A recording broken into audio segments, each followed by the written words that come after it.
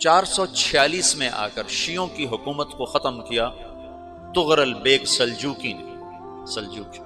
Seljuk مسلمان ہوئے تھے محمود غزنوی کے دور میں، سلجوک ان کے بڑے کا نام تھا۔ تو ایک دفعہ محمود غزنوی نے سلجوک سے پوچھا اگر مجھے تیری مدد کی ضرورت ہو تو کتنے آدمی پیش کر سکتے ہو؟ تو اس نے ایک تیر دیا، کہا یہ ایک تیر ہے میرا، کسی کو یہ تیر بھیج کر میرے علاقے میں بھیج دو تو چند گھنٹوں میں 1,00,000 تلواریں تیرا پہرا دینے کے لیے تیار ہوں گی، میرے پاس اتنی طاقت ہے۔ تو یہ سلجوک کی نسل میں تھا تغرل بیگ۔ اللہ تعالیٰ نے جب عرب زوال کا شکار ہو گئے اور ضعف کا شکار ہو گئے، جیسے بڑھاپے کا کوئی علاج نہیں، جب قوموں پہ زوال آتا ہے تو اس کا بھی کوئی علاج نہیں، پھر اور قوم کو جگہ ملتی ہے۔ جیسے بڑھاپا ایک فرد پہ آتا ہے، ایسے بڑھاپا قوم پہ آتا ہے۔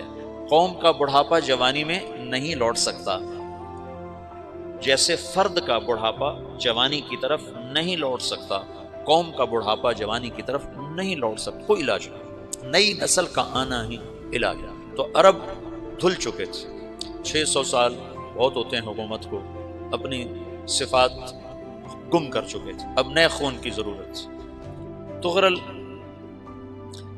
بیگ پہلا شخص تھا جس نے آ کر اہل سنت والجماعت کو استحکام بخشا، شیعوں کی حکومت کو ختم کیا، بغداد سے، شام سے، ان سارے علاقوں سے۔ صلاح الدین ایوبی نے اسماعیلی شیعہ کی حکومت کو ختم کیا، مصر، العاضد ان کا آخری خلیفہ تھا۔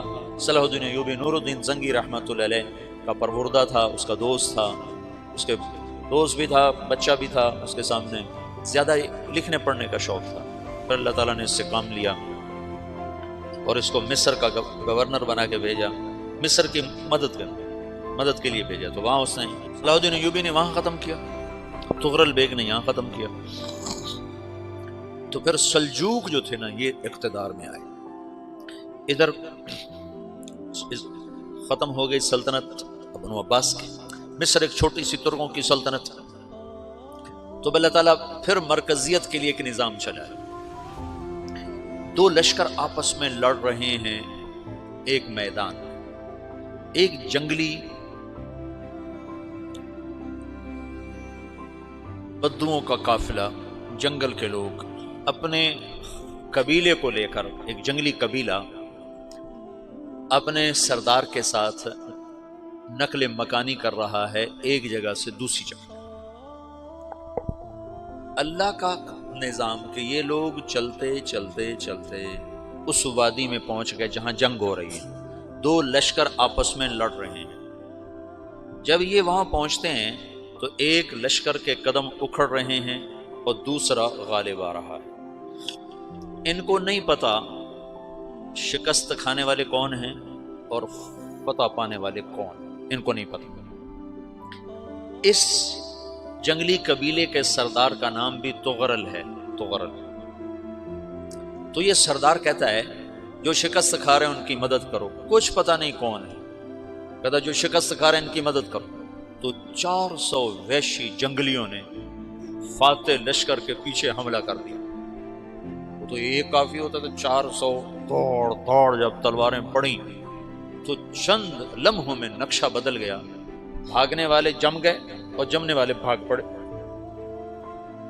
جب جنگ ختم ہوئی تو شکست خوردہ لشکر کے بادشاہ نے ان کو بلایا، اسے پوچھتا ہے مجھے جانتے ہو میں کون ہوں؟ کہا نہیں۔ کہا تو تم نے میری مدد کیوں کی؟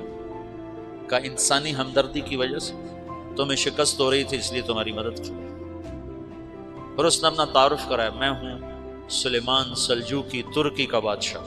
مسلمانوں کا لشکر تھا اور تاتاریوں سے شکست کھا رہا تھا، تاتاری فتح پا رہے تھے، مسلمان شکست کھا رہے تھے۔ تو وہ اللہ کی غیبی مدد بن کر آئے۔ تو وہ اس سے کہتا ہے میرے ساتھ رہنا پسند کرو گے؟ تم نے میرے اوپر احسان کیا ہے، میں اس کا بدلہ دینا چاہتا ہوں، میرے ساتھ رہنا پسند کرو گے؟ کہنے کا کر لوں گا۔ تو اس نے اس کو لے کر ترکی آیا، اور استنبول اس وقت روم کی حکومت میں تھا، اس سے فتح کیا اس تغرل کے آگے چوتھے پانچویں پڑپوتے محمد فاتح نے۔ تو یہ استنبول ہے، یہ ترکی ہے، بیچ میں ایک چھوٹا سمندر ہے، یہاں ایک جاگیر ہے۔ تو سلطان سلیمان کہتا ہے یہ جاگیر تجھے وقف ہے، ادھر سے رومی مجھے تنگ کرتے ہیں حملے کر کر کے، تو میرا دفاع کرتے رہنا، یہ جاگیر تیری۔ اس جاگیر پہ اس نے اپنے قافلے کو آباد کر دیا، اپنے قبیلے کو، اور ایک چھوٹی سی حکومت بنا لی، جو ایک صوبہ سمجھو سلمان سلجوقی کا، وہ ایک چھوٹا سا صوبہ ہے۔ وہاں جب یہ رہ پڑا تو پھر یہ ایک شیخ کے بیعت ہوتا ہے، وہاں شیخ طریقت ہے، ان کے یہاں یہ بیعت ہونے جاتا ہے، وہ اس کو رات اپنے پاس ٹھہراتا ہے، تو ایک کمرے میں ان کو ان کا خادم ٹھہراتا ہے۔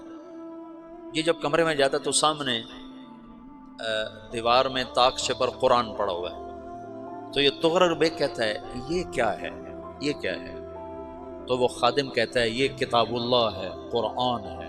اچھا، وہ اس کو وہاں چھوڑ کے باہر چلا جاتا ہے۔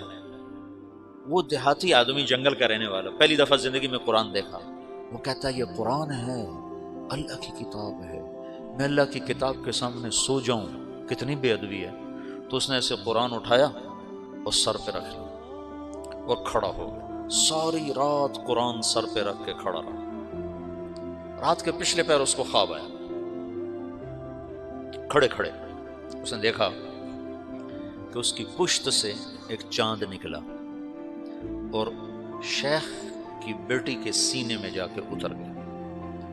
پھر اس لڑکی کے سینے سے ایک درخت نکلا جو پھیلتے پھیلتے پھیلتے 3 بر اعظم پہ چھا گیا، افریقہ پر، یورپ پر، ایشیا پر۔ پھر اس کی آنکھ کھل گئی، وہ کھڑا ہوا ہے، تو اس نے صبح یہ خواب اپنے شیخ کو سنایا، تو انہوں نے اپنی بیٹی اس کے نکاح میں دی تھی۔ اس بیٹی سے ایک بچہ پیدا ہوا، تغرل بیگ نے اس کا نام رکھا عثمان، عثمانی ترک نام سنو، جو میں نے کل بتایا تھا کہ 1924 میں وہ خلافت ختم ہوئی، تو ایک بیٹا پیدا ہوا عثمان۔ عثمان نے پھر ایک نئی اسلامی حکومت کی بنیاد رکھی جو 1924 تک چلتی رہی، کوئی 800 سال یہ حکومت چلی۔ تو حکومت کا شرازہ بکھرا، لیکن پھر جڑ جاتا تھا، پر وہ قرن اول والا جوڑ کبھی نہ پیدا ہوا، ٹکڑے بن گئے۔ ان ٹکڑوں میں اللہ لوگ پیدا کرتا رہا جو دعوت دیتے رہے، دعوت زندہ رہی۔ جو تربیت کا نظام تصوف کے ساتھ تھا اب وہ تبلیغ کے ساتھ ہے۔